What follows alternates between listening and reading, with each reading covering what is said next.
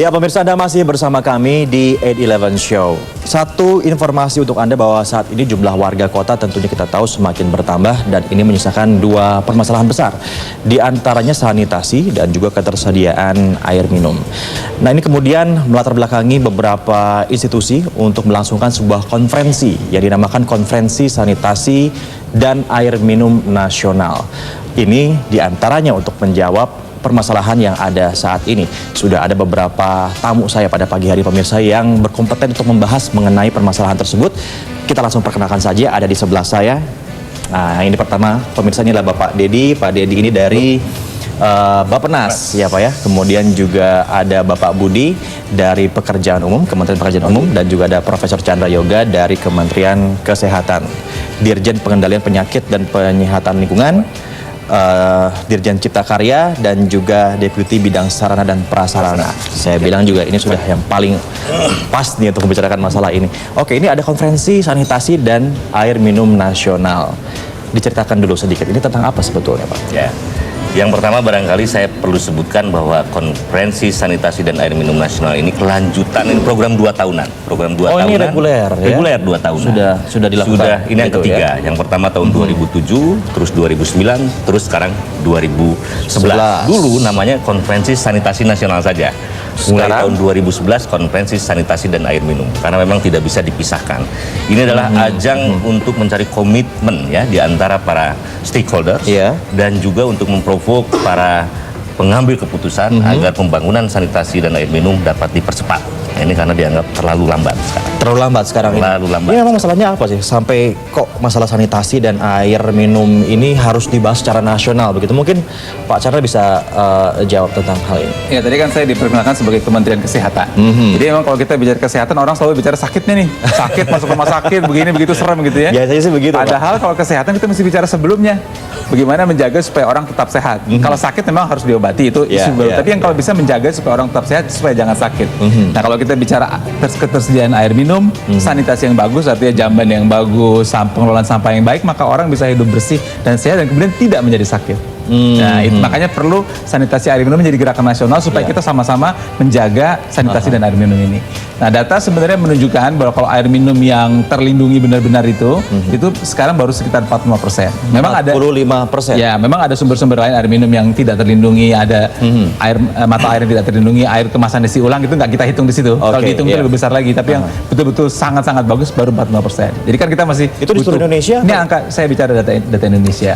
Juga masih ada sekitar 17% ya, di bawah 20% orang Indonesia di daerah-daerah yang buang air besar tidak di tempat yang benar gitu. Jadi istilah pasti Pak Birsa tahu istilah kita buang air besar sembarangan gitu maksudnya. Terus kan tahu, ya dulu kan tahu waktu sekolah ingat bahwa harusnya WC itu yang leher angsa begitu. Betul. Nah itu baru sekitar 77%. Baru 77% saja. Jadi masih ada yang tidak menggunakan sistem itu. Jadi makanya ini masih perlu kita perbaiki sekali lagi untuk supaya orang sehat. Jangan sampai jadi sakit nanti. Tapi ini sebenarnya masalahnya tanggung jawab siapa juga Pak? Maksudnya pemerintah apakah memang juga sudah melakukan semaksimal mungkin untuk mengatasi hal ini, atau juga memang ada shareholders lain seperti masyarakat yang juga belum aware tentang masalah ini? Mungkin Bapak bisa jawab tentang hal ini. Betul, memang kalau kita lihat undang-undangnya ya, tanggung jawab ini secara spesifik ditulis pemerintah dan pemerintah daerah. Artinya memang segala tingkatan daerah. Bukan tidak ada maksud menulis itu, karena memang air minum dan sanitasi sudah menjadi urusan wajibnya pemerintah daerah. Tapi pemerintah apapun tetap bertanggung jawab. Nah saat ini memang disadari bahwa prasarana itu masih belum mencukupi. Tadi baru 47% nasional, sanitasi baru 51% yang layak. Masih ada yang BAB sembarangan, itu menjadi concern kita semuanya, tidak hanya pemerintah daerah tapi juga pemerintah pusat concern masalah itu. Itu yang pertama dari sisi prasarana. Yang kedua dari sisi kepedulian, komitmen kita terhadap masalah itu. Kita ini siapa dulu? Kita semuanya, pemerintah pusat, pemerintah provinsi dan daerah beserta masyarakat ini masih relatif rendah. Harus kita dorong. Mengukurnya rendah itu bagaimana Pak? Dari mana kita tahu bahwa itu? Kita komitmen pendanaan, ya, komitmen kepedulian, ya, sehingga konferensi sanitasi tadi memang diharapkan untuk mendorong komitmen utamanya dalam rangka mewujudkan peningkatan prasarana tadi. Tapi memang apa sampai separah itu ya kondisi sanitasi dan air minum yang ada di perkotaan yang ada di Indonesia saat ini begitu Pak? Sebelum situ, kalau bicara komitmen, kita aja diundang Metro TV kalau ada kongres, nggak ada kongres, Metro TV nggak ngomong soal sanitasi. Itu salah satu contoh ya. Bagaimana semua pihak kita mau supaya bicara. Jadi media tidak ada kurang Saya nggak bilang begitu. Soalnya di undang-undang nggak ada. Kalau ada di undang-undang pers gitu. Kita masih masukin. Kemudian kalau tentang seberapa parahnya kan salah satu penyakit atau beberapa penyakit utama yang saat ini ada di masyarakat kan masih penyakit saluran cerna dan infeksi saluran napas. Betul. Dan ini berhubungan dengan sanitasi semua ini. Ya, jadi karena itu masih merupakan masalah penting kesehatan kita. Karena itu memang harus diperbaiki bersama-sama. Gitu, saya kira. Oke, ini masalah sarana dan prasarana. Mungkin Bapak bisa menjawab. Tadi kan dari sisi kesehatannya. Jika dari kesiapan ini sarana dan prasarana tentang hal itu bagaimana? Ya, coba kita lihat gini aja, bahwa saat ini tadi sudah disampaikan sampai tahun akhir 2009 itu baru 47,7% untuk air minum, untuk sanitasi baru 51,2%. Itu kan sangat rendah sekali. Ini akses terhadap prasarana air minum dan prasarana sanitasi yang layak masih sangat rendah, dan kita hanya punya target tahun 2015 saja baru sampai 68% untuk air minum, kemudian 62% untuk sanitasi. Itu pun segitu pun adalah memerlukan pembangunan prasarana untuk air minum sekitar 50 juta orang, terus kemudian sanitasi 30 juta orangan. Itu akan sangat membutuhkan biaya yang sangat besar, luar biasa. Seberapa besar kira-kira misalnya? Nah, jadi sekarang untuk 10 juta saja, kalau 10 juta air minum, itu artinya untuk prasarana air minum itu kita memerlukan 80 triliun. 80 triliun air minum. Nah, padahal dana yang disediakan untuk 5 tahun di APBN-nya Bapak ini hanya 14 triliun Pak. Nah, jadi kita paling hanya 15-20% kemampuan pusat untuk itu. Nah, untuk itu saya kira kita sangat tertinggal. Untuk itu kita perlu komitmen berbagai pihak, swastanya, donornya, dan semuanya lah, APBD-nya. Ini agar supaya percepatan pembangunan sanitasi dan minum ini bisa dipercepat. Nah, ini dengan keterbatasan seperti itu Pak, bagaimana Bapak menyiasatinya supaya ya setidak-tidaknya standar minimum itu bisa tercapai? Ya, jadi Kementerian PU karena bertugas untuk menyiapkan prasarana, kita menyiapkan rencana strategi sampai 5 tahun ke depan. Ya. Nah, di dalam rencana tersebut memang sudah dibagi tugas pusat itu apa dan pemerintah daerah apa. Tapi di dalam kenyataannya memang berbagai hal terjadi, misalnya kemampuan daerah terbatas, ya, sehingga tidak bisa tercapai. Maksudnya Pemda gitu, Pemda, ya? Ya. Karena tidak mungkin seluruhnya itu dibangun oleh pemerintah pusat.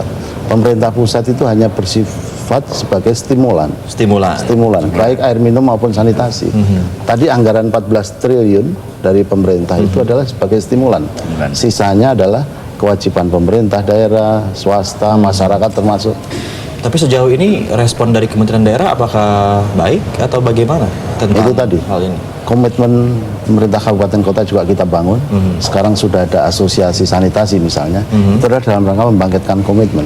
Karena dengan komitmen yang tinggi, mereka juga memprioritaskan anggarannya untuk pembangunan. Oke, nanti di segmen selanjutnya saya ingin berbicara tentang seberapa tinggi komitmen dari pemerintahan daerah mengenai hal ini ya Pak ya. Ini bukan karena airnya nggak bersih Pak, nggak ada air minum. Ini karena belum disediakan saja air minum. Nanti kita akan sediakan di sini. Insya Allah di sini bersih. Kami akan kembali saat lagi.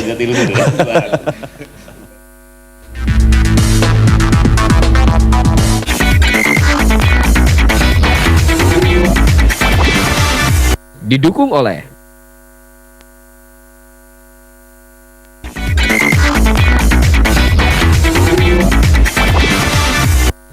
oleh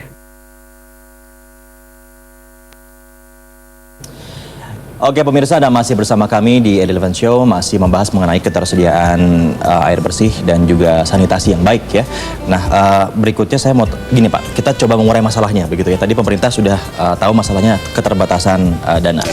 Kemudian ada pemerintah daerah dan juga nanti ada masyarakat. Seperti apa? Sekarang kita ngomong tentang Pemdanya dulu nih, pemerintah daerah. Seperti apa awareness dari Pemda saat ini? Dan mengukurnya seperti apa juga? Mungkin Bapak bisa jawab. Ya, sebenarnya sekarang ada kemajuan kalau dibanding dengan KSN yang awal. Itu dulu itu penyediaan anggaran itu di bawah 1% dulu ya dari APBD. Maksudnya 1% untuk ini sanitasi dan air minum. Air minum. Sekarang tahun 2009 naik 1,5. Tapi ada 16 kabupaten kota yang sudah mengalokasikan 4-10%. Jadi itu kan sudah ada peningkatan komitmen itu, walaupun itu baru ada 16 kabupaten kota. Tapi itu idealnya berapa persen? Nah, ini kalau bicara soal ideal saya kira sangat susah. Ukuran yang pas itu? Ukuran buat saya sih saya kira 4-5% sudah bagus Pak Budi. Sudah bagus. Kalau buat saya. Hanya sekarang umumnya masih 1% 1,5%. 1-1,5%. Itu seluruh Pemda yang ada di Indonesia atau bagaimana? Dirata-ratakan adalah 1-1,5%. Saya dengar masih ada yang belum menganggarkan. Bahkan masih ada juga. Itu rata-rata tadi.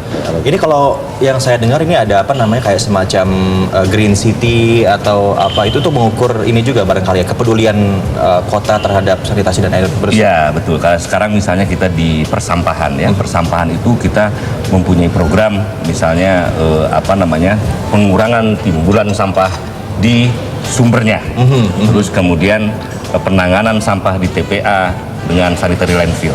Itu kan adalah masalah green konsep Green City konsep Green City.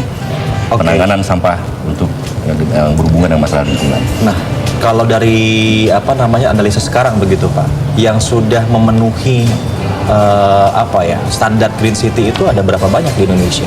Kira-kira begitu. Sebetulnya belum banyak ya. Tapi tadi kembali masalah komitmen tadi. Sebetulnya komitmen itu memang tidak hanya terkait dengan pendanaan. Sebetulnya bupati wali kota itu bisa meningkatkan komitmennya dengan melakukan peningkatan manajemen yang lebih baik. Maksudnya manajemen yang lebih baik itu di bidang sampah tadi contohnya ya. Ya mereka melakukan gerakan masyarakat untuk memilah sampah. Itu sebenarnya biayanya sangat kecil, mulai dari rumah tangga. Terus nanti pengangkutannya mau mengerahkan lingkungan yang ada misalnya, atau mengundang partisipasi swasta misalnya. Itu perlu kreativitas di sana.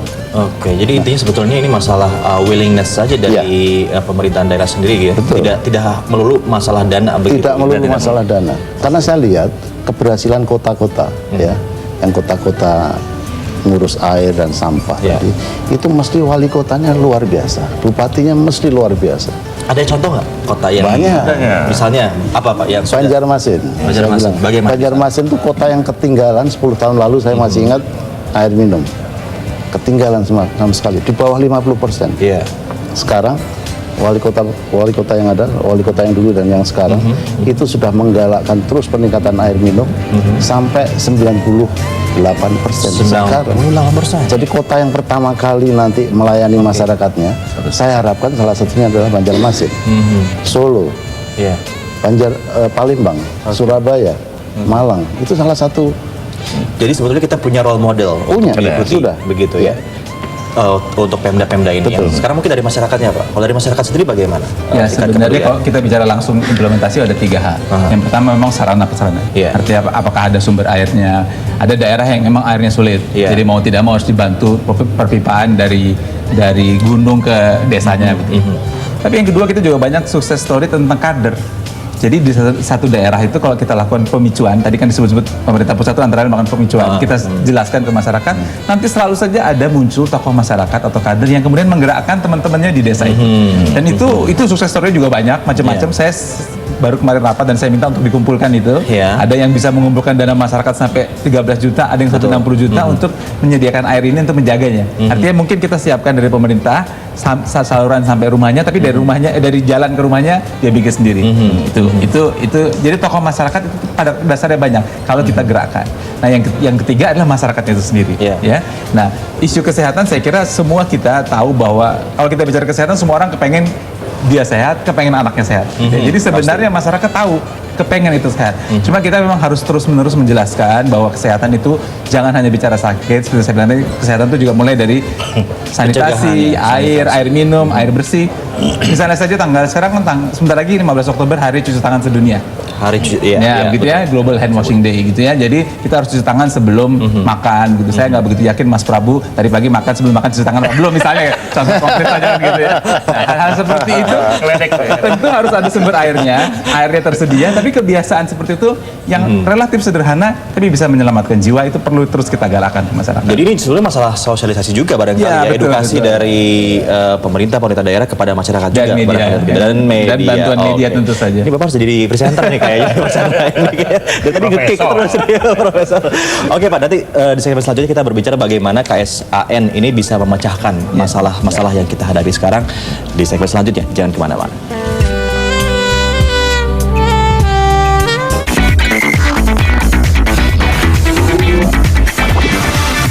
Didukung oleh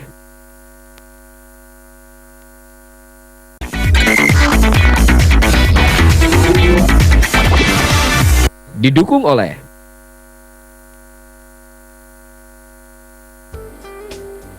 Ya, masih bersama kami di 8-11 Show. Pemirsa, tadi kita sudah sama-sama bahas bahwa permasalahan ada, tetapi juga bukan tidak bisa dipecahkan. Ada yang bisa memecahkannya tanpa dana yang berlebihan juga. Jadi masalah kreativitas. Nah, sekarang tinggal bagaimana KSAN ini bisa memicu kreativitas para pemerintahan daerah dan juga tentunya masyarakat. Bapak mungkin bisa bercerita bagaimana nanti KSAN bisa berkontribusi tentang hal ini. Ya, KSAN ini kan yang pertama terdiri pada konferensi itu sendiri. Yang kedua adalah pameran, yang ketiga adalah ada festival. Oke. Nah, ini konferensi ini kita mengundang pembicara-pembicara dari seluruh dunia termasuk di dalam negeri, ya, masyarakat, kemudian pemerhati, kemudian juga para ahli dalam negeri dan luar negeri, termasuk juga dari pemerintahan. Kemudian yang namanya pameran itu adalah memamerkan semua sarana prasarana yang ada yang dipakai di dalam sanitasi dan air minum. Ya, festival ini adalah untuk menstimulir masyarakat agar supaya peduli terhadap sanitasi dan air minum. Nah, dengan 3 acara ini kita harapkan percepatan pembangunan sanitasi dan air minum bisa dipercepat. Ini konferensi tanggal berapa sih? 11 sampai tanggal 13. 11 sampai 13 Oktober, minggu depan. Di mana? Di Sahid Hotel. Di Hotel Sahid begitu ya. Yang bisa datang ke sana semuanya masyarakat umum bisa datang ke sana atau bagaimana, Pak? By invitation memang. Ya. Oh, by invitation gitu. Tapi nanti Tapi akan mewakili semua apa ya shareholders yang ada begitu ya. Ada berapa orang kira-kira yang akan hadir di sana nanti? 1.000 orang Undangannya beredar 1.300, tapi kita perkirakan 1.000 yang hadir. yang hadir. Ini harusnya kalau 1.000 orang sudah berkumpul semestinya gitu ya ada sesuatu yang bisa dikerjakan nantinya begitu. Apa Pak yang Bapak harapkan setelah dari KSAN ini selesai, kemudian nanti akan ada apa gerakan Ya, apa? justru itu makanya memang kegiatan ini kan 11 sampai 13. Tapi kita berharap ini sebagai pemicu supaya isu ini kembali diingatkan ke masyarakat gitu ya. Agar yang tadi kita bicarakan soal penyediaan sarana digalakan baik oleh pemerintah pusat, pemerintah daerah maupun oleh masyarakat sendiri, juga kesadaran masyarakat dapat terus ditingkatkan. Jadi isu ini dipakai sebagai pemicu sebenarnya, bukan hanya pertemuan 3 hari saja. Dan misalnya saja Kementerian Kesehatan sesudah 11-13 ini kita akan ada juga yang namanya konferensi STBM, sanitasi terpadu berbasis masyarakat. Sanitasi terpadu berbasis masyarakat. Itu tanggal 13 sampai 14. 13 sampai 14 Oktober ini. Nah, sementara tanggal 15 kan ada hari cuci tangan, Global Hand Washing Day itu. Nah, jadi memang ini satu kegiatan yang kita sambungkan memang dengan acara ini sekali lagi supaya suaranya menggema di masyarakat. Nah, sanitasi terpadu berbasis masyarakat itu kegiatannya ada 4. Maksudnya pilarnya ada 4. Yang pertama cuci tangan yang tadi saya sebut ya, tanpa bermaksud mengeledek Prabu, tapi cuci tangan ini penting karena cuci tangan ini ada 3 dampaknya. 1, mencegah penyakit saluran cerna. 2, saluran pernapasan. Dan bahkan kalau kita lihat di televisi kan kalau orang mau operasi saja dokter cuci tangan. Jadi cuci tangan ini sangat penting. Jadi saya mengingatkan untuk cuci tangan kepada seluruh masyarakat. Yang kedua ya tadi stop buang air besar sembarangan. Yang ketiga pengelolaan limbah cair, dan yang keempat pengelolaan sampah. Ini isunya 4, nanti kita harapkan bisa terus bergulir dari masyarakat karena STBM itu berbasis masyarakat. Kalau buang air besar sih saya pasti di tempat ya, Pak. Kalau dari Bapak dari PU setelah tanggal 13 akan seperti apa? Mengharapkan adanya sinergi ya. Sinergi program antara pemerintah, swasta dan masyarakat. Pemerintah termasuk pemerintah. Kalau swasta bisa dilibatkan sebagai apa sih, Pak? Sangat berperan ya. Sebagai contoh tadi yang kreativitas Pemda itu, soalnya kalau kita mengundang swasta akan meringankan di dalam hal pengelolaan sampah saja. Karena kan kalau swasta pikirnya apa coba? Ada untungnya aja. Misalnya nih, ada apa yang bisa menguntungkan swasta? Sampah tadi misalnya ya. Angkutan bisa melibatkan swasta. Pemerintah tidak perlu investasi asal bisa menggalang masyarakat untuk ikut kontribusi pembayaran angkutan misalnya dengan iuran. Di pengolahan akhir juga demikian. Sekarang sudah banyak contoh sampah-sampah yang sudah dibuang, sanitary landfill, bekerja dengan swasta untuk mengambil gas metannya misalnya, mengurangi polusinya. Sudah bisa juga. Jadi dari segi bisnis pun sebetulnya profitnya bisa sangat, di-generate sangat. ya, bisa. Jadi baru-baru ini Menteri Kesehatan ke pasar sehat di Sragen. Ya. Itu kan pasar, ada sampah. Kemudian ada salah satu bank membuat kompos, pengolahan kompos. Jadi sampah dari pasar itu dibuatkan rumah pengolahan kompos, komposnya bisa dijual. Ya. Selain itu si bank ini tentu bisa memasang pelangnya di situ kan bahwa Iya, dia iya, mengolah Sampah dari dari pasar. pasar Jadi tersebut. nasabah di pasar pengelola pasar akan pergi ke bank itu, komposnya bisa dijual. Jadi banyak Jadi peran sinergi swasta. ya, Iya, sinerginya semua terlihat. ada. Ini Iya. namanya public private partnership itu kita sebut public private partnership project. Jadi proyek yang dikerjakan secara kerjasama pemerintah swasta. Untuk swastanya harus menguntungkan. Kalau tidak menguntungkan dia tidak akan. Cuman menguntungkan itu dalam arti kata bisa sebagian ditanggung oleh pemerintah. Itu yang disebut dengan government support. Jadi kalau misalnya returnnya terlalu kecil, katakanlah hanya 14%, kurang dari sedikit dari 17% yang diinginkan, maka yang 3%-nya itu ditanggung oleh pemerintah, hubungan pemerintah. Nah, tapi sisanya katakanlah 70% daripada total proyek dikerjakan oleh swasta. Ya. Jadi kalau istilah kesar itu steng-steng gitu ya. Bagi-bagi gitu kan. Setengah setengah. Ya karena akhirnya jadi bebannya semuanya kan ringan begitu ya. Sinergi, kepedulian, membangun komitmen adalah inti dari KSAN besok ini. Oke, sekali lagi 11 tanggal 13 Oktober di Sahid. Sahid Hotel. Itu semuanya by invitation ya. Ya. Nanti mudah-mudahan Pak hasilnya bisa mengembirakan. Kalau mengembirakan pasti diundang 811 lagi gitu ya. Terima kasih Pak sudah hadir di 811 Show. Terima kasih, Semoga bisa menginspirasi pemirsa 811 Show juga terutama tentang gerakan masyarakat bahwa itu juga bisa berawal dari kita pemirsa. Kami akan kembali saat lagi.